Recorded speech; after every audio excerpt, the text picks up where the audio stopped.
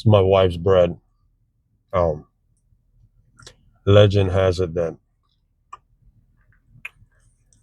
to this day there hasn't been a better bread made by man. Um, I don't know what legend that is, but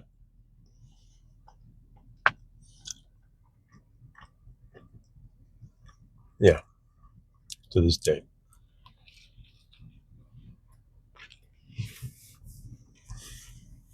Hmm. Forget about it.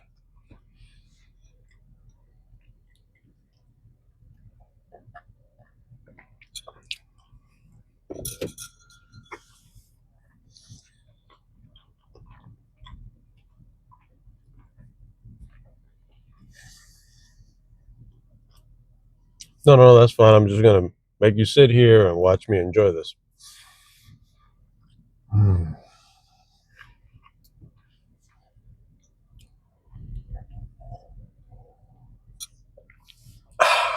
You know it's good when you start spilling coffee on yourself. Anyway,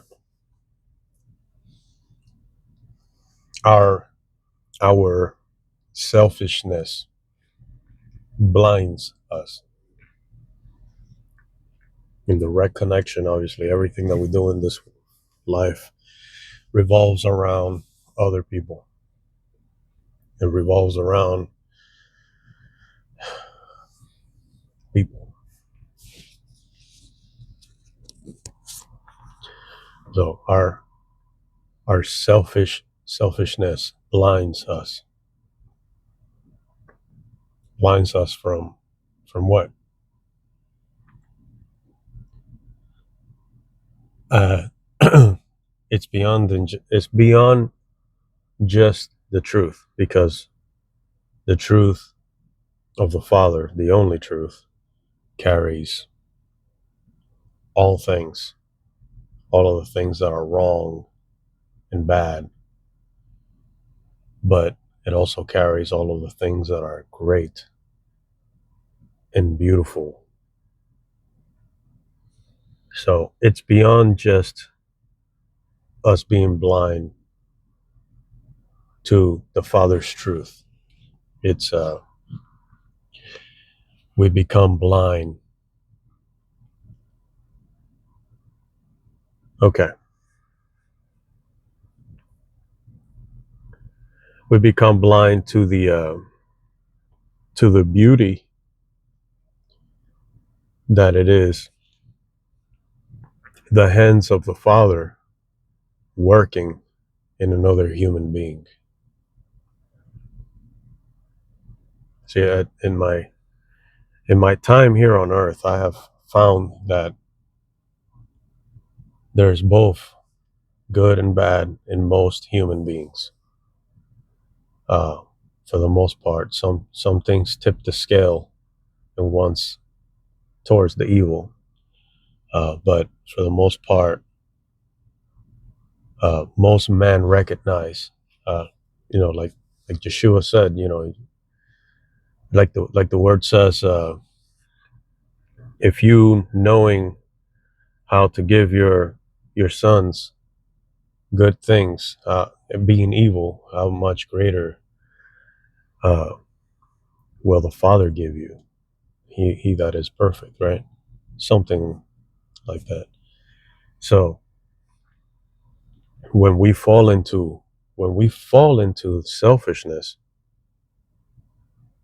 uh, the lines towards His will and purpose start to blur, and you may still see truth. You may still see truth of the Father, but you start looking at the beauty that He has created within everyone else. And all you start to see is the negative and the truth of the evil that lives within them, within men. Uh, like all the years that I've spent in this on this planet, I realized that Father does a lot of beautiful things beautiful things inside of the hearts of men. And there is a lot of beauty. There is a lot of beauty in the hearts of men, especially when they start their walk. They reek of the fragrance of the Father, so to speak. You can feel it off of them. Their heart is the purest it's ever been, at that very moment, in the very infancy of them knowing the Father and accepting the Father's sacrifice, Yeshua's sacrifice. And so when we become selfish, insert thing there, whatever it is. I have gone through it. Sure that whoever watches this has gone through it at some point in time. None of us are exempt from falling for the lies of the enemy. And when we fall for selfishness, it starts to blind us. Our perception starts to blur because we're no longer operating towards the perfect will of the Father. We're operating towards our own will. And it starts to cause chaos. It starts to cause division. Chaos doesn't always have to start on a grand scale. Like everything else, it's a little seed, little itty bitty. It's a little seed,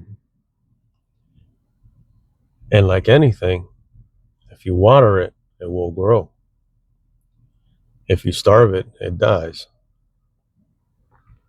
That comes down. There's another word there. There's another word there about the men shall not live by bread alone. This is a physical piece of bread. It's freaking delicious.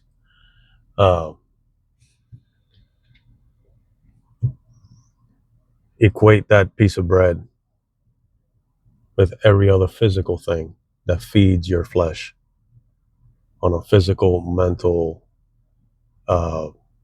psychological level, on all this whole physical plane.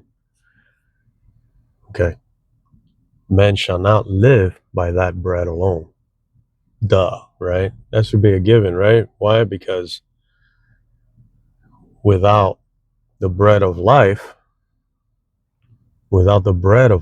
which is where we came from, which is the source of energy that created us to be here in the first place, we run out of juice and we wither and die. So that's why we can't live by bread alone. We got to live by every word that comes from the Father, in spirit, in truth.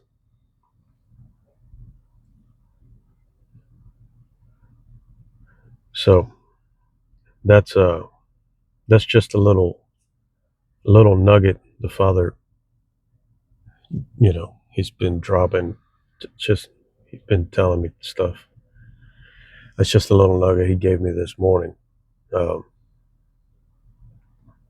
And it's true, because I've been there. I've been on that side of that coin. I've been there. And it sucks because everybody's on their own path with the Father.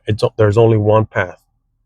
But everybody's on their own path, coming from their different angles of life and things that they have gone through, both positive and negative. And they have perspectives and programmings that they have to get rid of, and still impede them from walking towards righteousness here and there and there and there.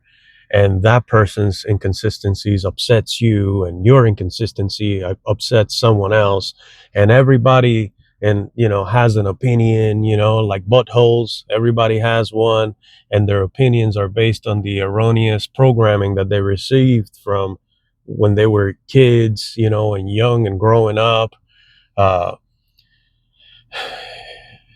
and we fall into selfishness, and that's all we see.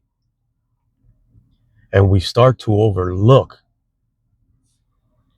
the freaking fact that the Father did a beautiful thing inside of that other human being.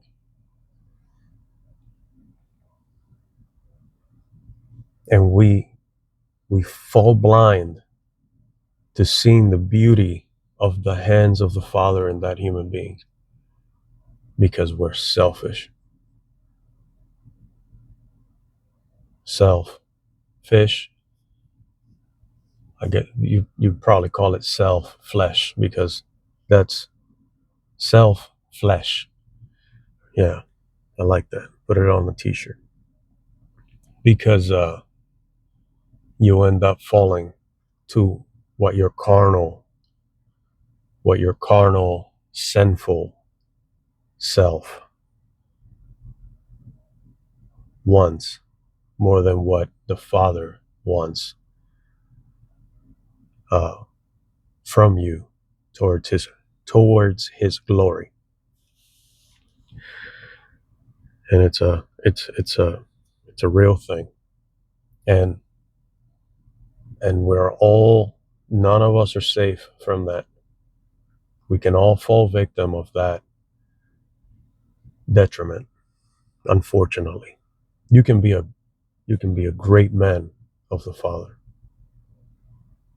You could have accomplished a lot of great things, and you allow little seed of selfishness.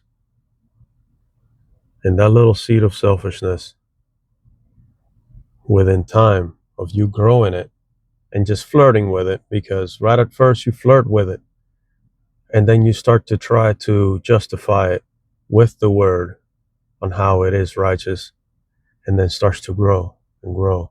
And that little seed of selfishness turns into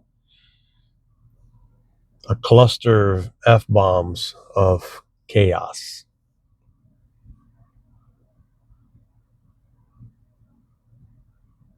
And sometimes, no, every time the Father tries to warn you and tries to tell you, hey, this is not going to end well for you because I'm not going to allow it. And if you keep going down that path, I'm going to have to let you crash and burn for you to understand. And you just might find yourself, after ignoring it and ignoring it and ignoring it, the warnings of the Spirit of the Father, you just might find yourself in a dark, empty room. And everybody that you thought you had next to you scattered away. People that you thought were on your side turn on you. And you're wondering, and then the Spirit comes to you again, because the Father loves us so much that He won't leave us alone. He won't. If He has to let you hit that wall at 100 miles an hour for you to understand, He'd rather you crash and burn your skin from an explosion than let your eternal soul burn in Hades forever and ever.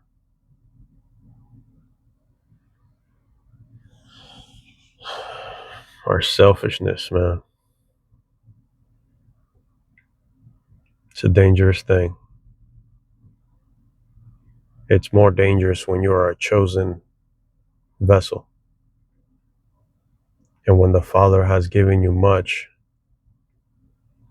when the Father has deposited and has created you with much and giving you so many tools to build in His kingdom. My kingdom come. My kingdom, my will be done on earth as it is in heaven. The will's in heaven. We need to match earth with heaven, right? Until our final rest and out, until we're done in this terrestrial plane, and then we're good to go. But my father, the Father's will be done on earth as it is in heaven. And if we're not utilizing as chosen, I may not be talking to everybody here, but you know who you are. Oh, damn. I'm only saying what the Father puts in my gut to speak.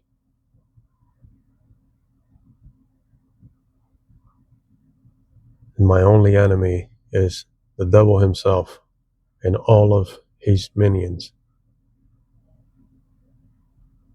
Because I fight not against flesh and blood.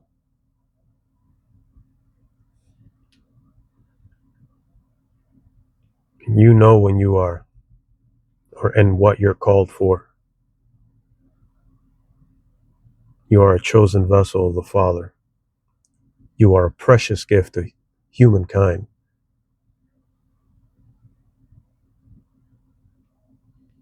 We didn't get to choose. It sucks. We didn't get to choose. It kind of sucks, but it only sucks because we want to love our flesh more than we love the Father. It sucks. I went through a lot of strife. I went through a lot of pain in the beginning. The Father removed so many things from my life. It was painful, but it has all brought me to this point where I can see things that other men can't see. I can understand things that other men that haven't understood yet. And I have to make peace with that purpose. Because I'm special? No, not because I'm special, because it pleased him to do it that way. I can't argue with who he wants me to be for him. What am I gonna do? Arm wrestle the guy? I'm gonna, gonna set up a jiu-jitsu match with the creator of the universe? What am I going to do? There ain't bullets big enough. And if they were, why would you want to resist the only one that is good? I know I'm saying a lot of logical things here.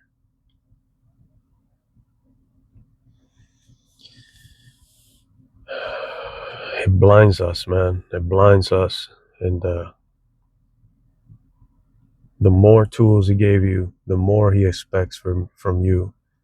He gives you the ability to function in the area that he called you to. He gave Moses the staff. Moses was the dude. Moses wasn't perfect. Moses became a murderer. Whether it was a righteous kill or not, he did it immaturely, as I believe it, as I read it to be. He did it immaturely. And might have been somewhat righteous. But he did what he did, right? He had a speech impediment, from what I understand. Moses wasn't the dude because he was the dude all by himself, because he was fucking awesome. Moses was the dude because the Father appointed him to be the dude, even before birth. And we know how that story went. As an infant in the basket, being raised in Egypt. We know how the story went. Moses was the dude because the Father put the staff in his hands. He didn't put the staff in Aaron's hands. He put the staff in Moses' hands. And he still didn't know what to do with the staff. He didn't know what to do with the staff. He was just walking as the Spirit of the Father was guiding him and telling him what to do. The whole process, from the whole process of him coming back to Egypt, to facing Pharaoh, to exiting out of Mitzrayim, out of Egypt, to come into that sea. He's like, Father, what do I do now? It's like, grab the stick I gave you, dummy. Grab the stick I gave you. You see that staff? Use it. That's what it's for. What else is the staff for? What else? What other purpose did Moses? Can you imagine if Moses wouldn't have been doing Moses' things? That story, how would that story have ended? I can only imagine that the Father would have had to appoint another Moses. Insert name there. He would have to appoint, because it's going to be what the Father said it would be. Because of the promise he made the ancestors. His people were liberated. It was going to be what it was going to be. But imagine if Moses wouldn't have grabbed that staff and wouldn't have heed the voice of the Father, which I think if the Father gets in your face, I think you'll shit your pants. And he has multiple ways of doing that. I know.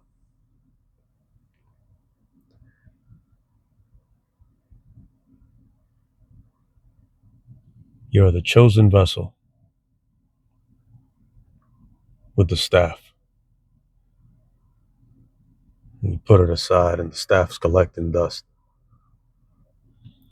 While the Father has brought you an Aaron, Father brings you people to aid, to support, to help you in utilizing the gifts that the Father gave you towards building his kingdom, not the kingdoms of man. Silly. Not the kingdoms of man. That's not it.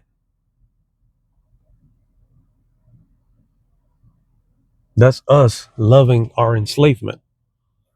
If we want to keep building Pharaoh's kingdom, we're just like, I'm not going to say that. I'm ADD. I was going to make a racist joke. I know. I'm not racist. That's exactly what racists say. I'm not insert racist joke here. Anyways,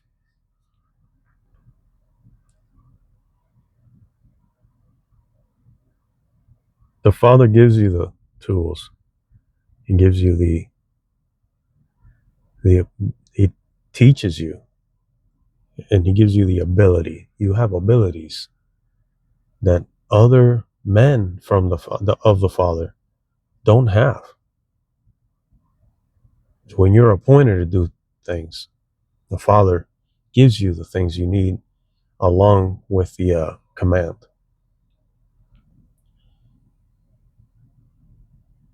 So if that's not happening,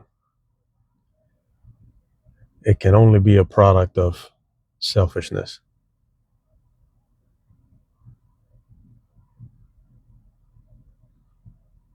And then you start going blind until the point where you no longer see the beauty and the end goal that the Father has laid out,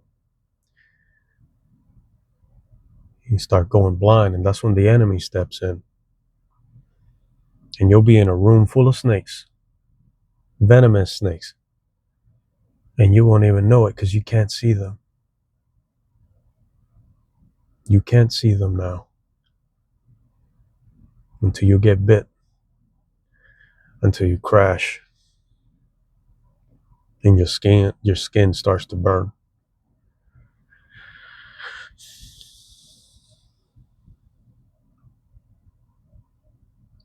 The dangerous thing, the sad thing about something like that is that there will be good men, good people around you, following you into the same darkness, and they'll also get bit. If you have ears, man, if you have ears, I'm not here to be internet famous. I don't care. I don't care.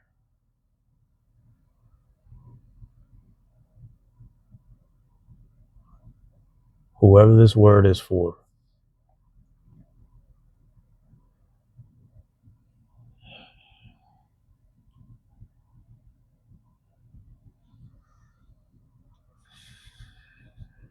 right?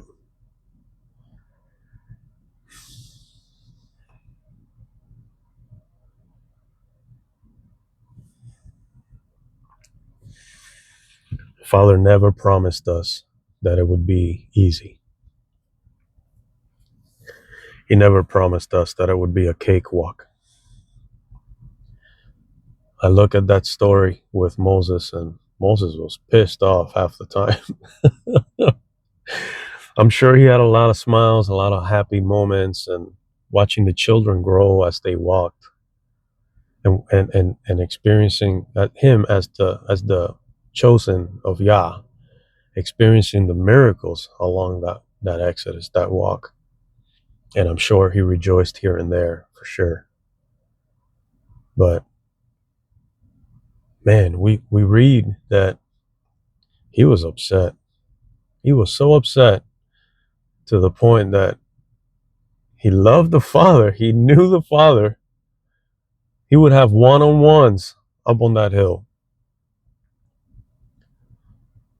and come back down glorying. The Father needed to give him some. He was running on racing fuel. Had to be the guy leading all these ungrateful freaking people. He needed some different type of fuel.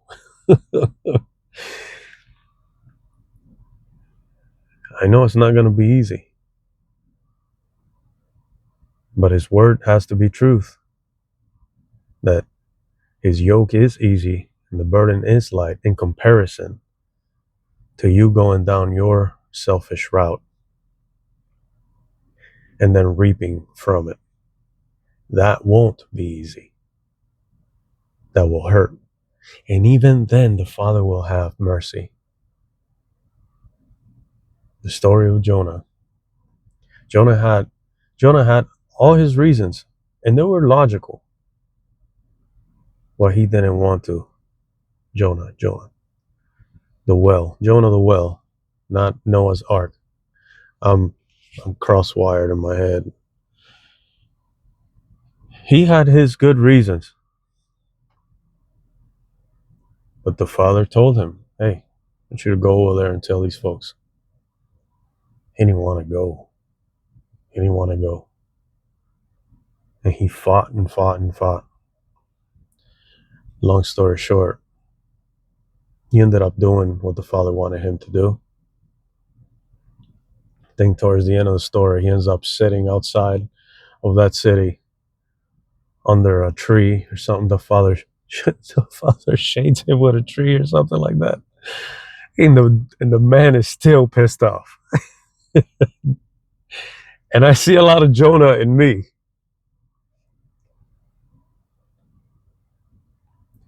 We get brought to this world, and bad things happen when we're too young to understand.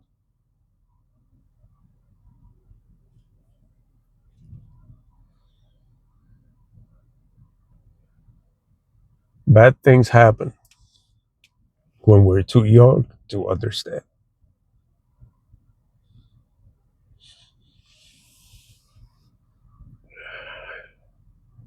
That we grow up a little bit and we ask the Father,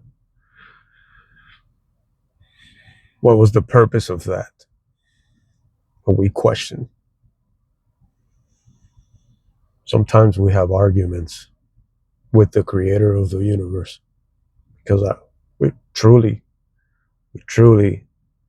ask him why. Why did it need to be this way?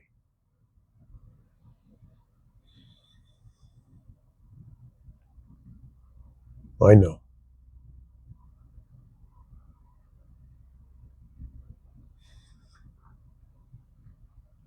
We can't change what we can't change.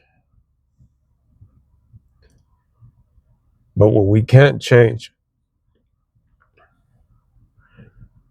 is our attitude towards the Father's glory, towards building his kingdom. The kingdom of heaven suffers violence, and the violent take it by force. Yeah, we got to learn to be violent, but in a different way. We already got the other stuff down packed. You got to be violent in the way we take care of his kingdom. We got to be violent in the way that we care about our brethren, our brothers, the people that he brings to us for us to steward, for us to shepherd. We got to be violent in the protection of the hearts of the man that the Father appoints. We got to be violent in protecting his kingdom, not the kingdoms of man, not the kingdom of the beast.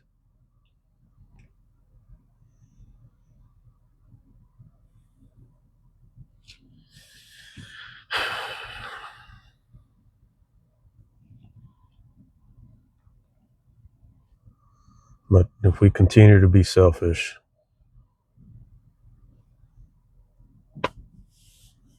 I don't know.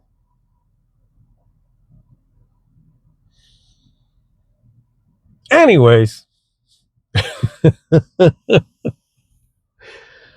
uh, um, bless you guys. Bless you, all of you. All of you. I mean that. All of you, Father's people. If you consider yourself in your heart to be the Father's people, I ask you today to put all the differences aside. I challenge you. You don't got to do anything for me. You don't. Do it for yourself. Do it for your family. Do it for the Father above all things. Because if you don't love him first, you're not going to know how to love anyone else. Do it for the Father above all things. Because what you do for the Father is doing good for you. The Father doesn't need anything from us. He can make the rocks sing. The Father doesn't need us for anything. It pleases him to use us. How arrogant are we? I thank the Father this morning in my prayer, and I try to keep my prayers private because they're for the Father, but something that was in my heart this morning to tell Dad was, thank you, Father, for your Holy Spirit living in me. Wow. Just sit there for a good silent 5 minutes. I'm not going to torture you for 5 minutes in this video, but sit there with the Father in your quiet place and just ponder, just Just think about that for a bit. How precious it is that the spirit of the creator of the universe, of all existence, lives inside of you and guides you and talks to you and feeds you and corrects you. What a blessing that is. And most of us, as born again followers of Yeshua, overlook that. Our life becomes a routine of regurgitated prayers, a routine of we're doing it this way because this way has always worked. Our life becomes lifeless when we disconnect from him, because we fall blind. We fall blind to our selfishness.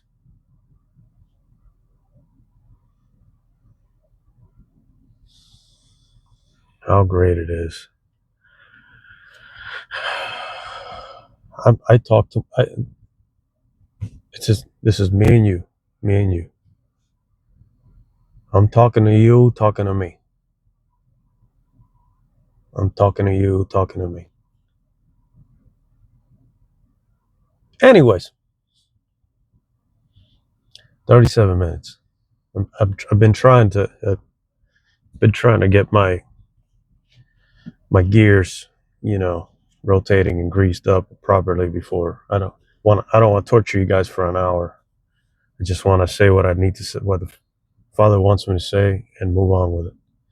So have a blessed day, and I'll say, talk to you when I talk to you. Yeah, be blessed.